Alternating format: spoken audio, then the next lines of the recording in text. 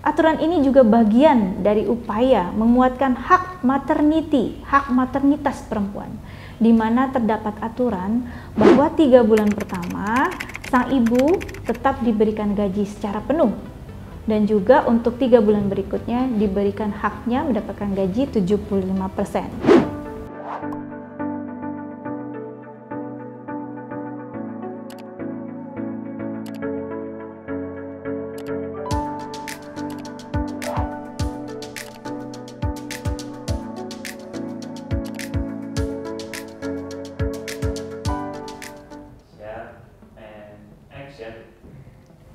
Bismillahirrohmanirrohim, makan burger pakai onion, ditambah tomato kecap. Jangan lupa nonton One Take Opinion yang selalu update dan keep up. Assalamualaikum warahmatullahi wabarakatuh. Apa kabar sahabat muda dan ayah bunda di seluruh Indonesia? Salam hangat, saya Nurmeiti Sulistia Ayu, dikenal dengan Nurse Meiti. Saya adalah seorang ibu dari 5 orang anak yang juga berprofesi sebagai seorang dosen dan praktisi keperawatan yang saat ini sedang tahap akhir menyelesaikan studi doktoral ilmu keperawatan. Sahabat muda dan ayah bunda di seluruh Indonesia, pada kesempatan yang istimewa ini kita akan sedikit kupas mengenai wacana cuti melahirkan 6 bulan yang tertuang di RUU KIA. Seperti kita ketahui, rancangan Undang-Undang Kesejahteraan Ibu dan Anak digadang akan segera dibawa ke rapat paripurna terdekat dan disahkan oleh DPR menjadi undang-undang di Indonesia. RUU KIA ini masuk ke dalam program legislasi nasional atau prolegnas prioritas tahun ini, tahun 2022. Nah, salah satu isu yang dibicarakan dalam RUU KIA ini adalah dan akan ditinjau lebih lanjut sebelum disahkan mengenai wacana cuti dari 3 bulan menjadi 6 bulan bagi ibu pekerja yang sedang melahirkan. Poin tersebut yang menjadi alasan bagi DPR bahwa RUU KIA telah mengutamakan kesejahteraan ibu dan anak. Sahabat muda dan ayah bunda di seluruh Indonesia, pertama kali saya mendengar hal ini sebagai seorang perempuan, seorang ibu yang juga perawat. Saya sangat gembira dan senang sekali. Dan saya yakin semua orang yang memiliki anak dan akan memiliki anak pasti merasakan hal yang sama. Namun timbul pertanyaan, apakah cuti 6 bulan untuk ibu melahirkan benar-benar dapat menjawab kesejahteraan ibu dan anak? Dan apakah aturan ini sudah bijak? Sebelumnya, aturan mengenai masa cuti melahirkan sudah diatur dalam Undang-Undang Nomor 13 Tahun 2003 tentang tenaga kerja dengan masa durasi waktu selama 3 bulan saja. Nah, dalam RUU KIA ini, masa cuti tersebut diperpanjang menjadi cuti melahirkan 6 bulan yang tertera dalam pasal 4 ayat 2 yang berbunyi, ibu bekerja yang melahirkan berhak mendapatkan cuti paling sedikit 6 bulan. Sedangkan bagi ibu pekerja yang hamil kemudian mengalami keguguran juga berhak untuk mendapatkan masa cuti selama 1,5 bulan. RUU KIA ini juga mengatur tentang suami yang berhak mendapatkan cuti di saat mendampingi istri yang melahirkan dan keguguran. Suami mendapatkan cuti paling sedikit atau paling lama, maksudnya 40 hari di saat mendampingi istri dan 7 hari ketika sang ibu melahirkan mengalami keguguran. Dan ini tertuang di pasal 6 ayat 1 RUU KIA yang berbunyi suami sebagaimana dimaksud pada ayat 1 berhak mendapatkan hak cuti pendampingan. Wacana ini menjadi perbincangan publik dan menghadirkan kontroversi dari kalangan masyarakat dan juga pengusaha. Jika saya memandang dari sudut seorang perempuan dan juga seorang ibu, tentunya ketentuan cuti melahirkan 6 bulan ini sangat bermanfaat dan amat mendukung hak perempuan terhadap kesehatan dirinya saat hamil, menjelang lahir, dan juga pasca melahirkan. Hal ini juga merupakan perwujudan pemenuhan hak dasar orang tua, khususnya ibu, yaitu hak cuti yang memadai bagi orang tua bekerja. Aturan ini juga bagian dari upaya menguatkan hak maternity, hak maternitas perempuan, di mana terdapat aturan bahwa 3 bulan pertama sang ibu tetap diberikan gaji secara penuh, dan juga untuk 3 bulan berikutnya diberikan haknya mendapatkan gaji 75%. Kemudian juga kalau saya melihat dari sudut pandang kesehatan, karena saya juga merupakan seorang perawat, dengan difasilitasinya waktu cuti yang lebih lama ini, tentunya banyak sekali manfaat yang menguntungkan bagi sang ibu maupun bagi sang bayi, baik secara fisik maupun mental. Ibu dapat memberikan ASI dengan optimal dan maksimal. Optimal di sini artinya adalah terjadi quality breastfeeding time, yaitu waktu momen berkualitas antara ibu dan bayi ketika menyusui. Di sini terjadi bonding attachment antara ibu dan bayinya. Sedangkan maksimal di sini artinya adalah bahwa asupan ASI, ya, baik secara jumlah maupun kualitasnya itu akan maksimal diterima oleh bayi, sehingga bayi lebih sehat, dan ini akan berdampak kepada SDM unggul generasi emas ke depan yang merupakan cita-cita bangsa ini. Hal ini juga dapat menghindari anak mengalami stunting, yang hal ini masih menjadi problem di Indonesia. Bahkan masalah stunting ini juga terjadi di kota-kota besar, ya. Yang salah satu faktor penyebabnya adalah kurangnya intensitas waktu ibu, terutama yang bekerja, dalam pengasuhan anaknya. Sehingga asupan gizi, ya, yang optimal itu belum terpenuhi. Ibu tidak di rumah atau ketika pulang kerja merasa kelelahan, sehingga anak tidak terlalu terperhatikan. Nah, hal ini bisa menyebabkan kekurangan asupan gizi yang berujung kepada stunting. Sahabat muda dan ayah bunda di seluruh Indonesia, jika aturan ini benar akan diterapkan, tentunya ini juga mendukung program ASI eksklusif 6 bulan.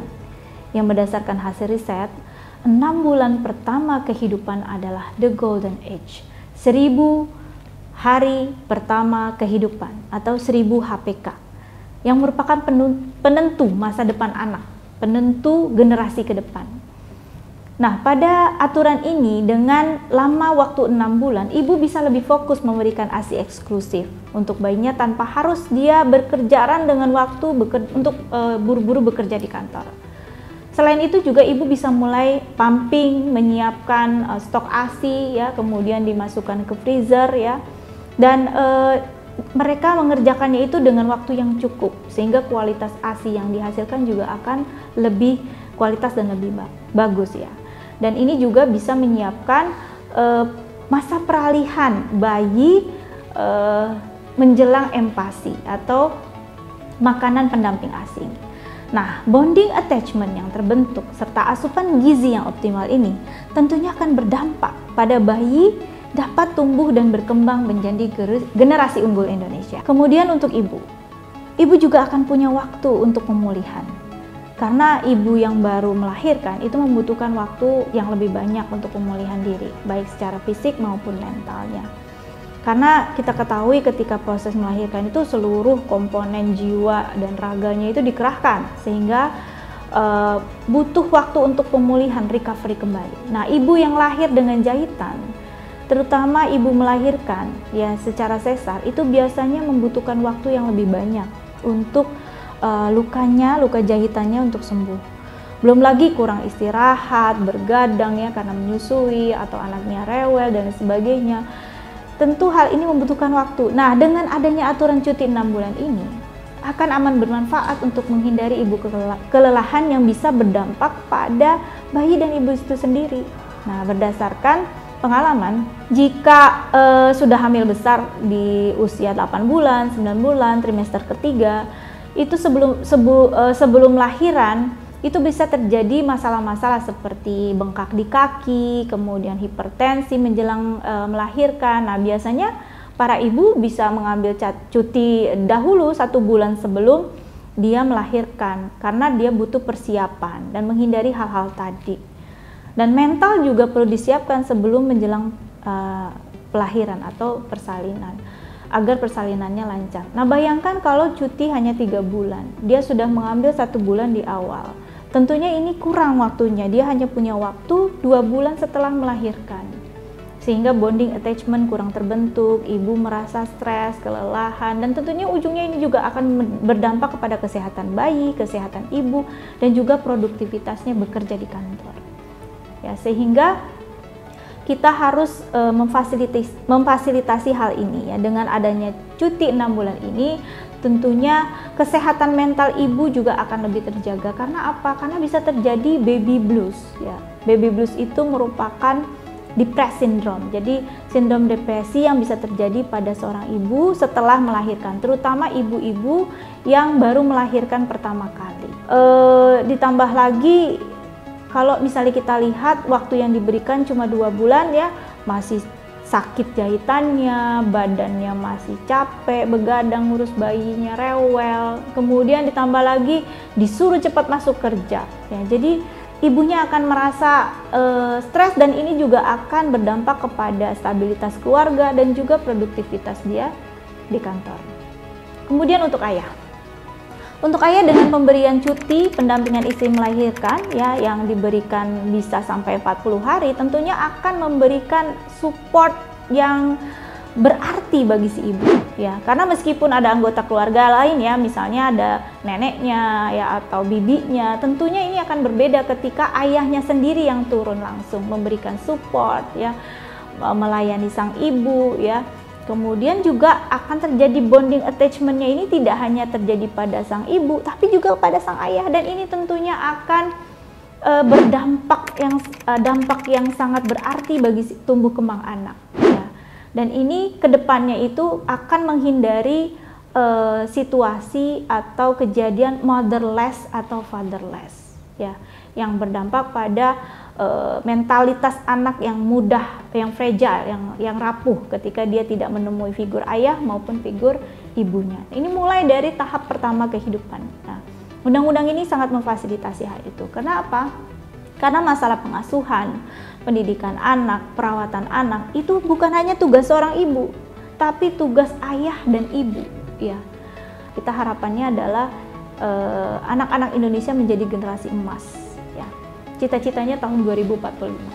Namun ayah bunda dan juga para sahabat muda, ternyata aturan ini juga menimbulkan kekhawatiran. Ya, di perempuan sendiri ada kekhawatiran bahwa akan timbul diskriminasi. Ya, khawatir akan ada perusahaan yang enggan merekrut karyawati ya, kedepannya dia lebih mengedepankan karyawan laki-laki karena khawatir harus memberikan gaji 6 bulan tapi posisinya kosong ya. Kemudian juga efeknya perusahaan bisa mengutamakan, misalnya dihadirkan 10 laki-laki 10 perempuan yang melamar pekerjaan, bisa jadi perempuan dikesampingkan karena kekhawatiran hal ini ya. Karena itu ya, kita perlu kawal ya aturan ini supaya hal itu tidak terjadi. Dan juga bisa saja terjadi aturan ya, di situ ada syarat rekrutmen pegawai tidak boleh menikah atau tidak boleh hamil. Nah, itu perlu disinkronkan dengan aturan tenaga kerja yang ada ya. Oleh karena itu tadi ya perlu dikawal agar semua korporat perusahaan tunduk pada aturan. Jadi harus ada pendukung-pendukung dari aturan ini, termasuk aturan bahwa perusahaan tidak boleh melakukan pembatasan kesempatan kerja pada masa rekrutmen tenaga kerja perempuan. Kalau berdasarkan informasi dari Himpunan Pekerja Indonesia, bahwa perusahaan-perusahaan itu lebih senang me-hire perempuan karena lebih teliti ya, terutama di garment, di kosmetik ya, karena itu juga bidang perempuan. Nah, ini tentunya perlu difikirkan.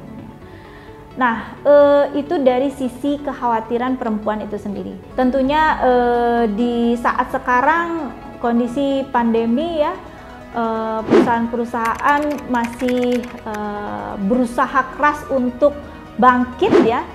Nah, hal ini perlu difikirkan juga gitu ya oleh DPR ya, dan juga penggagas dari undang-undang ini sebelum disahkan. Nah, oleh karena itu kita perlu meninjau lebih jauh lagi. Akan tetapi sebenarnya tidak semua perusahaan yang keberatan, karena ada beberapa perusahaan yang sudah menerapkan cuti 6 bulan ini di beberapa tahun terakhir ya, dari literatur yang saya baca, dan mendapatkan benefit ya. Malah justru mereka mengakui produktivitas dari ibu yang diberikan cuti 6 bulan itu malah relatif bagus dan meningkat, dan ini didukung oleh banyak riset ya yang menjadi studi ilmiah DPR juga untuk RUU ini ya. Jadi banyak riset yang membuktikan bahwa buruh atau pekerja yang diberikan cuti melahirkan, menyusui, dan menemani pasca melahirkan dengan waktu yang cukup, yang optimal yaitu 6 bulan, ini justru meningkat. Nah, sebetulnya dalam RUU KIA ini juga ada hal penting yang perlu disoroti untuk perusahaannya. Jadi bukan hanya cuti 6 bulannya saja, tapi dukungan terhadap ibu juga harus dilakukan ya di lingkungan perusahaan ya. Jadi harus diberikan ruang laktasi, daycare gitu ya, dan menciptakan lingkungan kerja yang ramah mendukung para ibu menyusui dan ibu yang dengan balita. Nah, ini yang perlu juga dikawal ya sampai akhir. Nah, oleh karena itu mungkin saran ya agar DPR juga mengakomodir kepentingan semua pihak ya, tetap harus dilakukan oleh DPR melalui dialog-dialog ya, di rapat dengar pendapat yang melibatkan semua stakeholder ya. Jadi himpunan, ikatan pekerja, kemudian perusahaan-perusahaan ya, itu harus dilibatkan, pemerintah. Jadi harus ada dialog sehingga aturan yang sudah bagus ini, yang sangat mendukung untuk ketahanan keluarga ke depan, ketahanan nasional ini bisa terimplementasi dengan baik dan diterima oleh semua pihak ya. Jadi mengingat pentingnya konten RUU KIA ini bagi keberlangsungan dan ketahanan negara, maka kita sebagai masyarakat ya, sebagai ibu, sebagai perempuan, sebagai keluarga ya harus mendukung ya. Kita siap mendukung dan kita kawal ya RUU ini sampai tahap disahkan ya, dan juga diimplementasikan dalam kehidupan berbangsa dan bernegara. Demikian opini saya tutup dengan sebuah pantun. Masak nasi hingga tanak, masaknya di bejana. Ayo kita dukung untuk kesejahteraan ibu dan anak, untuk Indonesia maju dan jaya. Terima kasih. Assalamualaikum warahmatullahi wabarakatuh.